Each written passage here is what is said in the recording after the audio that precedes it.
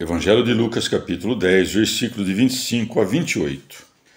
Eis que se levantou um doutor da lei e lhe disse para o tentar: Mestre, que devo eu fazer para alcançar a vida eterna? Jesus respondeu-lhe: O que é que está escrito na lei? Como lês tu? Ele respondeu: Amarás o Senhor teu Deus com todo o teu coração, com toda a tua alma, com todas as tuas forças e com todo o teu entendimento, e o teu próximo como a ti mesmo. Jesus disse-lhe: Respondeste bem, faz isso e viverás. Palavra da salvação. Comentário: Lucas 10, de 25 a 28, São Basílio. Se a lei termina dizendo, com todo o teu entendimento, é que não tolera que esse amor seja dividido com as criaturas, pois a parte do amor que investires nas coisas maiores, necessariamente faltará ao todo. Assim como, num vaso cheio de líquido, tudo o que for derramado será subtraído à totalidade do conteúdo. Do mesmo modo na alma. Quanto mais amor escoar até as coisas ilícitas, tanto mais diminuirá o necessário amor a Deus. Se alguém perguntar por que maneira se obtém o amor de Deus, diremos que o amor de Deus é imensinável, pois se ninguém nos ensinou a alegrar-nos na presença da luz, a abraçar a vida ou a amar nossos pais e filhos, muito menos pode o amor de Deus ser objeto de ensino. Em nosso interior, porém, temos plantado um princípio que é como uma semente contendo as causas da inclinação humana a Deus. Princípio este que a doutrina dos preceitos divinos acolhe, cultiva com zelo, protege com cautela e leva até a perfeição da divina graça. Com efeito, naturalmente amamos o que é bom, amamos nossos amigos e parentes, e livremente dirigimos todo o nosso afeto aos nossos benfeitores. Se, portanto, Deus é bom e tudo deseja o que é bom, esta inclinação, que se completa pela vontade, existe em nós por natureza. E mesmo que não conhecêssemos Deus pelos efeitos da sua bondade, não obstante, pelo simples fato de que dele procedemos, estaríamos obrigados a amá-lo fora de toda medida como a um consanguíneo nosso. Ele é, ademais, um benfeitor maior do que todos os que são amados naturalmente. Esse, portanto, é o primeiro e mais importante mandamento, o do amor a Deus. O segundo, que vem a completar o primeiro e ser por ele completado, nos ensina a amar o próximo. Amarás teu próximo como a ti mesmo. Ora, recebemos de Deus a potência necessária para o cumprimento deste mandamento. Quem não sabe que o homem é um animal dócil e sociável, não solitário e selvagem? Nada, afinal, é tão próprio à nossa natureza do que conviver com os outros, ter necessidade da presença alheia e amar o seu parente. O Senhor, pois, nos antecipa, entregando as sementes cujos frutos em seguida vem exigir. Evangelho de Lucas, capítulo 10, versículos de 29 a 37. Mas ele, querendo justificar-se, disse a Jesus: E quem é o meu próximo? Jesus, retomando a palavra, disse: Um homem descia de Jerusalém para Jericó e caiu nas mãos dos ladrões, que o despojaram e, tendo-lhe feito feridas, retiraram-se, deixando-o meio morto. Ora, aconteceu que descia pelo mesmo caminho um sacerdote, o qual, quando o viu, passou de largo. Igualmente, um levita, chegando perto daquele lugar e vendo-o, passou adiante. Um samaritano, porém, que ia de viagem, chegou perto dele e, quando o viu, moveu-se de compaixão. Aproximou-se, ligou-lhe as feridas, lançando nelas azeite e vinho, e pondo-o sobre o seu jumento, levou-o a uma estalagem e teve cuidado dele. No dia seguinte, tirou 2 denários, deu-os ao estalajadeiro e disse-lhe: tem cuidado dele. Quando gastares a mais, eu te satisfarei quando voltar. Qual desses 3 te parece que foi o próximo daquele que caiu nas mãos dos ladrões? Ele respondeu: o que usou com ele de misericórdia. Então Jesus disse-lhe: vai e faze tu o mesmo. Palavra da salvação. Comentário. Lucas 10, de 29 a 37. Santo Agostinho. Neste homem devemos enxergar o próprio Adão, em meio à raça humana. Por Jerusalém, entende-se a cidade da paz, a cidade celestial, donde um homem caiu e perdeu a bem-aventurança. Jericó, que significa lua, representa a nossa mortalidade, pelo motivo de que nasce, cresce, envelhece e morre. Ou ainda, Jerusalém, que quer dizer a visão da paz, representa o paraíso. Antes de pecar com efeito, o homem vivia na visão da paz, quer dizer, no paraíso, onde só via alegria e paz. Dali desceu humilhado e miserável por causa do pecado até Jericó, isto é, até o mundo, onde tudo o que nasce morre como a lua. Caiu, portanto, este homem nas mãos dos ladrões, isto é, nas mãos do diabo e de seus anjos, que, pela desobediência do primeiro homem, despojaram a raça humana do ornamento dos costumes e a encheram de feridas, destruindo-lhe o dom do livre-arbítrio. Daí que siga, que o despojaram e, tendo-lhe feito feridas, retiraram-se. No homem que pecara, afinal, o diabo fizera uma ferida. Já em nós, muitas, pois àquele único pecado que contraímos, acrescentamos outros muitos pecados. Ou ainda, despojaram o homem da imortalidade e, tendo-lhe feito feridas, isto é, tendo-o incitado a pecar, deixaram-no meio morto, porque o homem é vivo pela parte que lhe permite entender e conhecer a Deus, pela parte que o definha e oprime no pecado. Está morto, e é por isso que acrescenta, deixando-o meio morto. Um homem meio morto, afinal, está com o movimento vital, isto é, o livre-arbítrio ferido. O livre-arbítrio deste homem, portanto, no estado em que se encontrava, não lhe bastava para retornar à vida eterna, que perdera, e por isso jazia estendido no chão, incapaz de se levantar por suas próprias forças, de modo que, para ser curado, tinha necessidade do médico, isto é, de Deus. Ou ainda, o sacerdote e o levita representam as 2 eras, a da lei e a dos profetas. No sacerdote temos a figura da lei, pela qual foram instituídos o sacerdócio e os sacrifícios. No levita temos o vaticínio dos profetas. Em nenhuma dessas eras pôde a raça humana ser curada, porque a lei dá o conhecimento do pecado, não a abolição.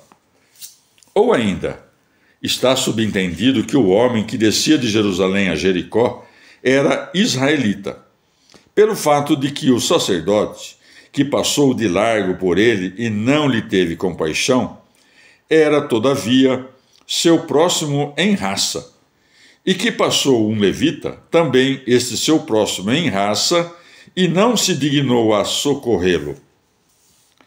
Passou um samaritano, que na raça lhe era distante, na misericórdia próximo, e fez o que segue. Um samaritano, porém, que ia de viagem, chegou perto dele.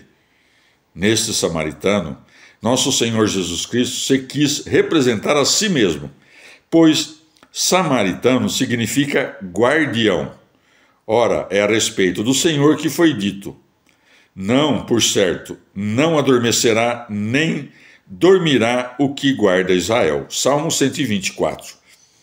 Pois, ressuscitado dos mortos, não morre mais. Romanos 6,9. Enfim, quando lhe disseram: tu és um samaritano e tens demônio, João 8,48, negou que tivesse demônio, sabendo ser o que viera expulsar os demônios, mas não negou que fosse o guardião do fraco. E vinha revestido de carne, semelhante à do pecado, Romanos 8,3, e por isso está dito que chegou perto dele, isto é, tornou-se a ele semelhante. Isto é, nosso Senhor viu o homem estendido no chão, sem forças, sem movimento, e por isso sentiu misericórdia, porque não encontrou nele nenhum merecimento que o tornasse digno de ser curado. Mas, por causa do pecado, condenou o pecado na carne. Por isso segue. Aproximou-se, ligou-lhe as feridas, lançando nelas azeite e vinho. O que é mais distante, mais afastado que Deus dos homens, o imortal dos mortais, o justo dos pecadores, longe não segundo lugar, mas segundo a dessemelhança? Uma vez, pois, que tinha em si dois bens, a saber, a justiça e a imortalidade, e nós dois males, a saber, a iniquidade e a mortalidade, se tivesse assumido ambos os nossos males, seria nosso igual, e precisaria, como nós, de um libertador. Para, portanto, não ser o mesmo que nós, mas nosso próximo, não se tornou ele pecador, como tu, mas se tornou como tu mortal, recebendo o castigo, mas não recebendo a culpa, e com isto suprimiu tanto a culpa como o castigo. A ligadura das feridas é a contenção dos pecados, o azeite, a consolação esperançosa através do perdão, que nos obtém a reconciliação da paz, o vinho, a exortação ao fervor nas obras do Espírito. O seu jumento é a carne, da qual revestido dignou-se vir até nós. Ser posto sobre o jumento é crer na encarnação de Cristo. Ou ainda, os 2 denários são os 2 mandamentos do amor, o qual os apóstolos receberam do Espírito Santo, para anunciar aos outros o Evangelho. Ou ainda são a promessa da vida presente e da futura. O estalajadeiro era o apóstolo que gastou a mais quando deu o seguinte conselho: quanto, porém, às virgens, não tenho o mandamento do Senhor, mas dou conselho, 1 Coríntios 7,25. Ou quando trabalhou noite e dia para não onerar os fracos com a novidade do Evangelho, embora lhe fosse lícito viver do Evangelho, 1 Tessalonicenses 2,9. Também os apóstolos gastaram a mais, e muito, assim como os doutores que, no tempo que tinham, explicaram o Antigo e o Novo Testamento, pelo que hão de receber a recompensa. Por esta parábola, entendemos que o próximo é aquele a quem devemos prestar misericórdia se dela necessita, ou a quem deveríamos prestá-la caso necessitasse. Disto segue que também aquele de quem devemos recebê-la seja nosso próximo. O nome de próximo, afinal, indica uma relação, e ninguém pode ser próximo senão de quem também é seu próximo. Quem não vê, porém, que a ninguém se pode negar o dever da misericórdia, se diz o Senhor: fazei bem aos que vos odeiam. Disto é manifesto que esse preceito de amar o próximo se estende também aos santos anjos, que despendem para conosco tantos serviços de misericórdia. Ora, o próprio Senhor quis se incluir nesse preceito, dando-nos a entender que é Ele quem ajudou o homem que jazia meio morto no caminho. Livro de Jonas, capítulo 1. O Senhor dirigiu a palavra a Jonas, filho de Amate. Levanta-te e vai a Nínive, a grande metrópole, e nela proclama que sua maldade chegou a mim. Jonas se levantou a fim de fugir para Tarsis, longe do Senhor. Desceu a Jope e encontrou um barco que partia para Tarsis. Pagou o preço e embarcou para navegar com eles até Tarsis, longe do Senhor. Mas o Senhor enviou um vento impetuoso sobre o mar. Levantou-se uma furiosa tempestade no mar, e o navio estava a ponto de naufragar. Os marinheiros temeram, e cada qual gritava a seu Deus. Lançaram os apetrechos no mar para aliviar o navio, enquanto Jonas, que havia descido ao fundo do navio, dormia profundamente. O capitão se aproximou e lhe disse: Que fazes, dorminhoco? Levanta-te e grita ao teu Deus. Vejamos se esse Deus se compadece de nós e não perecemos. E diziam uns aos outros: Tiremos sortes para ver por causa de quem nos vem esta calamidade. Tiraram sortes e caiu em Jonas. Interrogaram-no: Dize-nos, por que nos sobrevém esta calamidade? Qual é a tua ocupação? De onde vens? Qual é teu país? De que povo és? Ele respondeu: Sou um hebreu e adoro o Senhor Deus do céu, que fez o mar e a terra firme. Apavorados, aqueles homens lhe perguntaram: O que fizeste? Pois compreenderam que fugia do Senhor, pelo que ele havia declarado. Perguntaram-lhe: O que fazemos contigo para que o mar se acalme ao nosso redor? Porque o mar continuava se enfurecendo. E ele respondeu: Levantai-me no ar e lançai-me ao mar, e o mar se acalmará ao redor de vós. Pois sei que foi por minha causa que vos sobreveio esta furiosa tempestade. Mas eles remavam para alcançar terra firme, e não conseguiam, porque o mar continuava se enfurecendo. Então invocaram o Senhor: Ah, Senhor, que não pereçamos por causa deste homem. Não nos faças responsáveis de um sangue inocente. Tu, Senhor, podes fazer o que queres. Levantaram Jonas no ar e o lançaram ao mar. E o mar acalmou sua fúria. E aqueles homens temeram muito o Senhor. Ofereceram um sacrifício ao Senhor e lhe fizeram votos. Palavra do Senhor. Livro de Jonas, capítulo 2. O Senhor enviou um peixe gigantesco para que tragasse Jonas. E Jonas esteve no ventre do peixe 3 dias e 3 noites. Do ventre do peixe, Jonas rezou ao Senhor seu Deus. No perigo gritei ao Senhor e ele me atendeu. Do ventre do abismo pedi socorro e ele me escutou.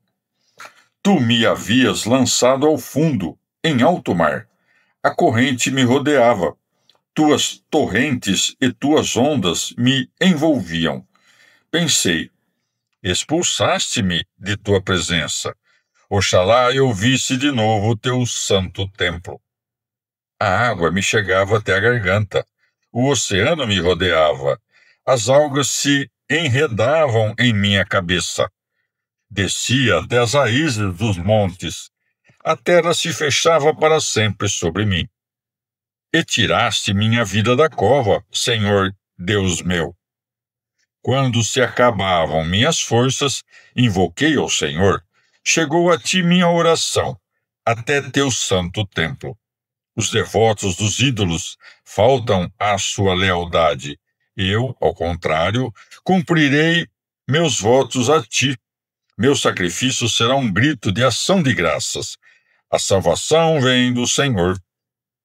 O Senhor ordenou ao peixe que vomitasse Jonas em terra firme. Palavra do Senhor.